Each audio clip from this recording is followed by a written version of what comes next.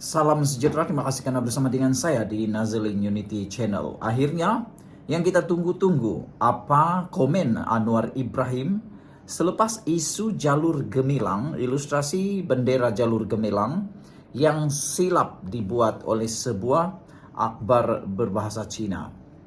Dalam ilustrasi itu kelihatan bendera Malaysia kehilangan bulan sabitnya. Ini menyebabkan ramai marah, termasuk saya. Bagaimana mungkin sebuah akhbar yang sudah bertahun-tahun bertapak di Malaysia, yang dikenali ramai, boleh tersilap menulis ilustrasi tersebut. Ini menimbulkan kemarahan yang bukan sedikit. Termasuklah Ketua Duli Yang Maha Mulia di Pertuan Agong sudah pun bertitah menyatakan bahwa ini bukan satu perkara yang boleh diremehkan.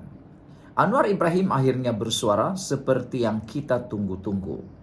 Kata Anwar Ibrahim, silap ilustrasi bendera bukan kesalahan ringan, kata Anwar. Ada netizen yang mencadangkan, kononnya kata mereka, kalau tidak haramkan pun lesen Sinchu Delhi, ada yang mencadangkan gantung penerbitan Sinchu Delhi dalam masa beberapa minggu, bulan atau tahun. Ini supaya semua orang lebih berhati-hati. Pada masa hadapan semua orang berhati-hati. Tidak pedulilah itu akhbarkah atau apa sekalipun, tidak harus berulang lagi. Ini betul-betul perlu pengajaran, kata netizen. Permohonan maaf tidak cukup. Bahkan apa yang telah dilakukan sekarang, kita diberitahu menurut laporan media menyatakan bahwa editor ataupun pereka grafik kepada bendera tersebut telah diambil tata tertib. Tetapi adakah itu akan membuatkan orang lain akan serik? Walau bagaimanapun kita ucapkan syabas dan tahniah kepada KDN dan PDRM yang mengambil langkah proaktif, juga kepada Sinchu Delhi.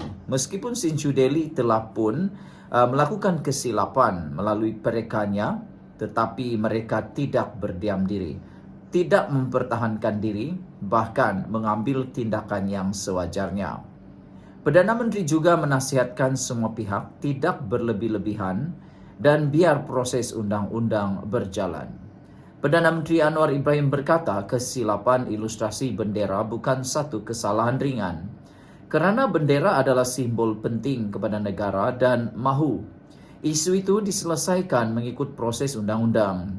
Anwar juga menasihati mana-mana pihak supaya tidak berlebih-lebihan dalam isu itu dan biarkan proses undang-undang berjalan, lapor Berita Harian. Paling penting sekali, jangan Anda mengikut emosi Anda.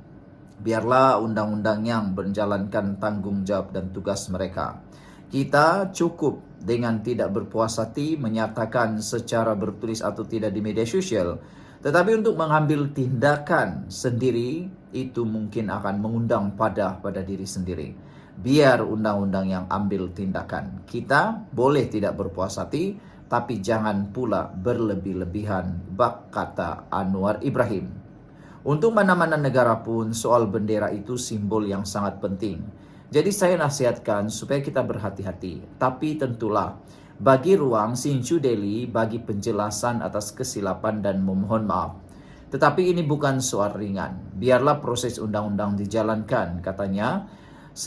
Pada sidang media selepas mengakhiri lawatan kerja di Bangkok atas jemputan rakan sejawatannya dari Thailand.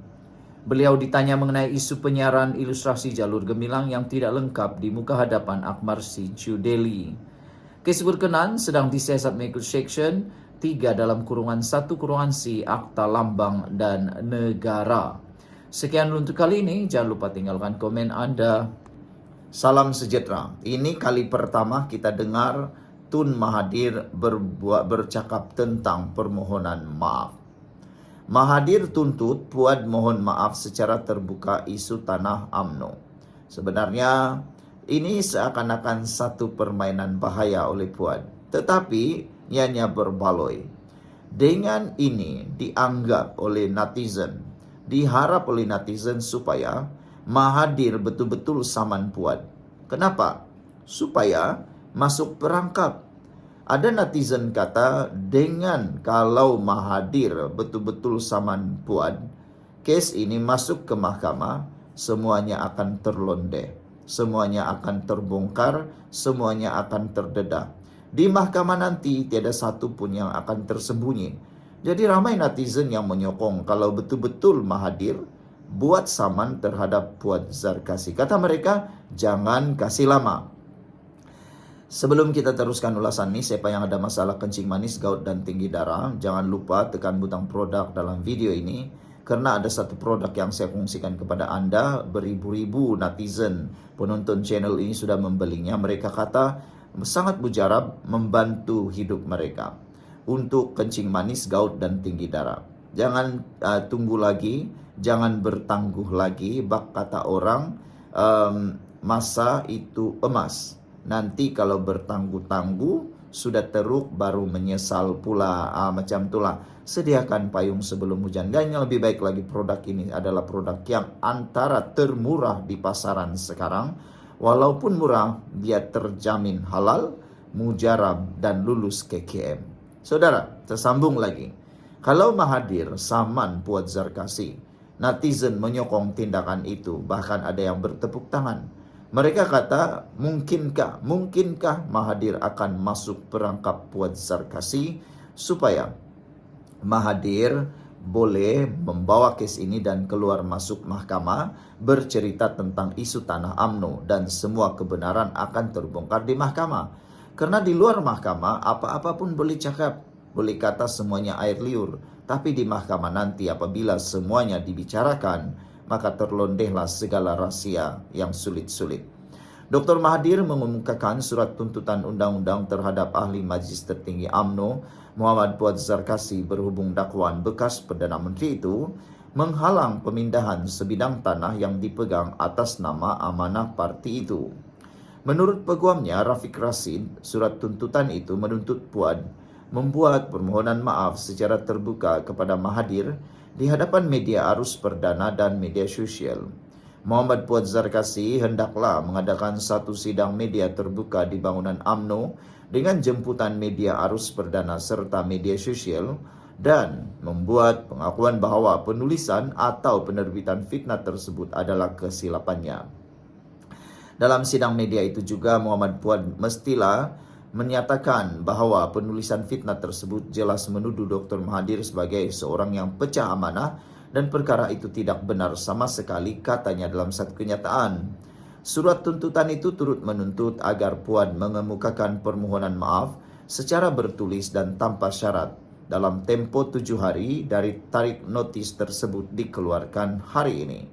Puad juga diminta memberi jaminan dia atau mana-mana pihak yang bertindak bagi pihaknya tidak akan mengeluarkan kenyataan yang mencemarkan reputasi atau integriti Mahathir tertakluk kepada persetujuan Mahathir sendiri. Dr. Mahathir mereservkan haknya untuk mengambil tindakan undang-undang berkaitan perkara ini sekiranya difikirkan sesuai manfaat dan perlu termasuk kepada pihak-pihak lain, tambah Rafiq. Ancaman tindakan undang-undang oleh bekas Presiden UMNO itu maklum balas terhadap hantaran Facebook Puad bertarik 12 April, Tun Mahathir mesti pulangkan harta UMNO. Ini susulan laporan media pada 10 April bahwa UMNO memfailkan saman untuk memaksa pejabat pengarah tanah dan galian wilayah persekutuan melaksanakan pemindahan hak milik sebidang tanah kepada parti itu. Tanah berkenaan terletak di Lot 40 Section 51 Kuala Lumpur yang kini menempatkan Hotel Seri Pasifik. Ia terletak bersebelahan Pusat Dagangan Dunia Kuala Lumpur dan Menara Datu On yang menjadi ibu pejabat UMNO. Sehari kemudian Presiden UMNO Ahmad Zahid Hamidi mendakwa salah seorang pemegang amanah enggan memulangkan tanah itu kepada parti. Walaupun pemegang amanah lain telah bersetuju, namun dia tidak menamakan individu tersebut. Puad bagaimanapun secara terbuka menyasarkan dakwaan terhadap Mahathir. Dia pemegang amanah. Itu pecah amanah namanya kalau tidak mau tanda tangan dokumen pulangkan harta. Sepatutnya 2008 lagi dia pulangkan harta tersebut, dakwanya kepada hantaran media sosial yang telah ditarik balik. Puad turut menyelar Mahathir kerana sering menuduh pihak lain, sedangkan isu pemilikan harta parti tidak wajar dipolitikkan. Apakah dia tidak rasa malu? Tuduh orang lain berbagai, itu bukan harta persendirian, tegasnya. Mahathir menyifatkan dakwaan yang dibuat oleh Zaid dan Puan sebagai satu fitnah. Dia berkata dirinya bersama 3 lagi pemegang amanah telah menandatangani satu akuan berkanun pada tahun 2015 bagi memudahkan permohonan pemindahan tanah itu kepada UMNO. Namun permohonan tersebut ditolak atas sebab teknikal. Bagaimanapun Puan kemudian mengaku dia tersilap selepas ditegur Mahathir dan menyalahkan laporan media yang didakwanya tidak jelas berhubung saman tersebut. Sekian dulu untuk kali ini. Jangan lupa tinggalkan komen Anda.